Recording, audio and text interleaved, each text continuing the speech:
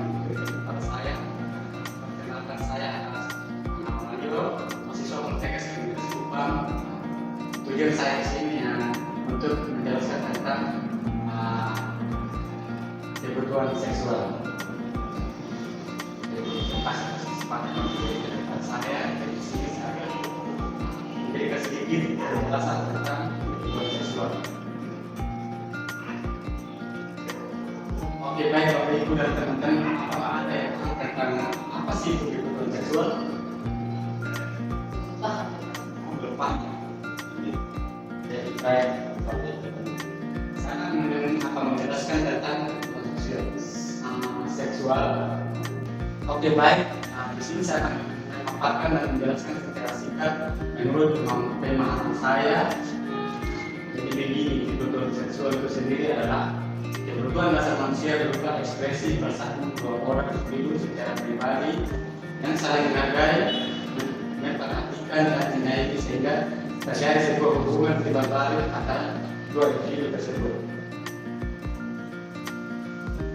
Jadi Bapak Ibu dan teman-teman, ada masa-masa perkembangan seksual sebagai berikut, yaitu perkembangan seksual diawali dari masa prenatal dan bayi, kanak-kanak, masa pubertas, masa dewasa muda, dan pertengahan umum serta dewasa. Ada pun masa prenatal yang pertama, yaitu pada masa ini komponen fisik atau biologis sudah mulai berkembang. Berkembangnya perkembangan seksual mampu merespon rangsangan seperti adanya ereksi penis pada laki-laki dan adanya penurunan vagina pada wanita. Yang kedua, masa kanak-kanak, yaitu masa ini dibagi dalam usia prasekolah dan sekolah. Yang ketiga, masa pubertas, yaitu pada masa ini sudah terjadi kematangan fisik dari aspek seksual dan akan terjadi kematangan secara psikososial.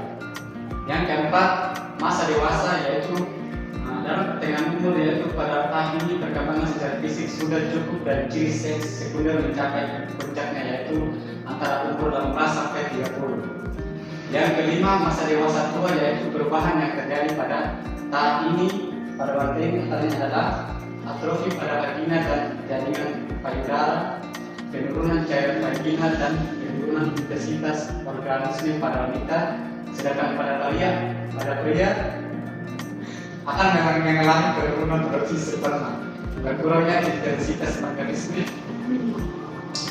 lambatnya pencapaian ereksi dan pembesaran kelenjar prostat. Oke, jadi itu masa-masa perkembangan seksual yang sudah teman. Oke. Perbedaan kebutuhan seksualitas wanita dan laki-laki. Seksual laki-laki lebih besar daripada perempuan yang terdiri dari kegiatan tentang seks. Frekuensi melakukan hubungan seksual, fantasi seksual, keinginan untuk praktek seksual selain laki-laki lebih mendominasi tentang dorongan seksual daripada perempuan. Laki-laki juga lebih rajin dalam melakukan aktivitas seksual daripada wanita, baik di awal hubungan, pertengahan, ataupun setelah bertahun-tahun menjalani hubungan. Maka dapat disimpulkan jika narapidana laki-laki lebih aktif dalam aktivitas seksual maupun daripada narapidana perempuan. Namun pada wanita hakikatnya tetap dibutuhkan aktivitas seksual sebagai upaya pemenuhan kebutuhan fisiologisnya. Yang berikut, pola fungsi seksual. Seksual yang sehat meliputi bebas dari gangguan fisik maupun psikologis, bersikap positif terhadap seksual. Seksual yang sehat meliputi bebas dari gangguan fisik maupun psikologis, bersikap positif terhadap seksual. Komponen kesehatan seksual meliputi konsep seksual diri, yaitu nilai tentang kapan, di mana, dengan siapa, dan bagaimana seorang mengekspresikan seksualitasnya. Penyimpangan seksual pada orang dewasa adalah sebagai berikut, yaitu pedofilia, kepuasan seksual dicapai dengan menggunakan objek anak-anak. Eksklusivisme, kepuasan seksual dicapai dengan cara mempertontonkan alat kelamin di depan umum. Adapun siklus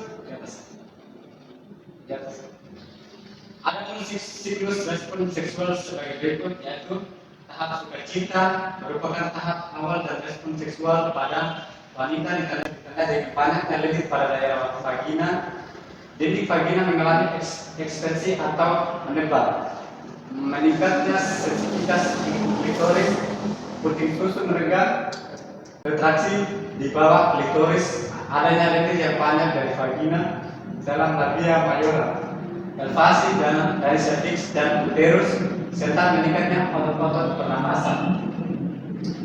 Faktor-faktor yang mempengaruhi masalah seksual yaitu perkembangan manusia mempengaruhi terhadap psikososial, emosional, dan biologis.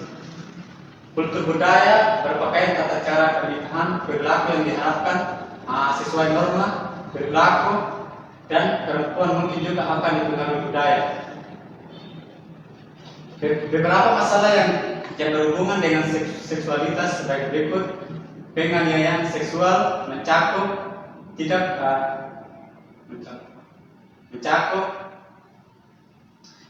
kekerasan pada wanita, pelecehan seksual, perkosaan, pedofilia, pornografi anak. Adapun masalah keperawatan pada seksualitas yaitu masalah keperawatan yang terjadi pada kebutuhan seksual adalah pola seksual dan perubahan disfungsi seksual.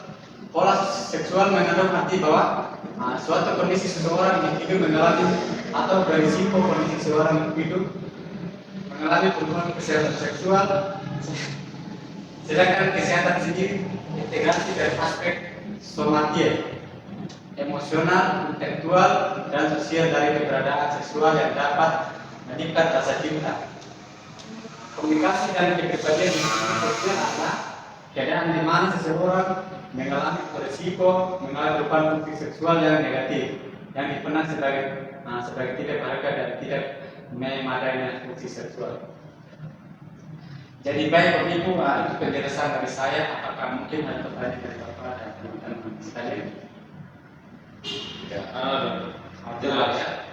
Oke, kalau memang tidak pertanyaan, saya akhiri sosialisasi dan terima kasih atas kesempatan yang diberikan kepada saya. Dan saya akhiri mengakhiri, saya atas nama Mario. Selamat siang untuk kita semua. Terima kasih Bapak.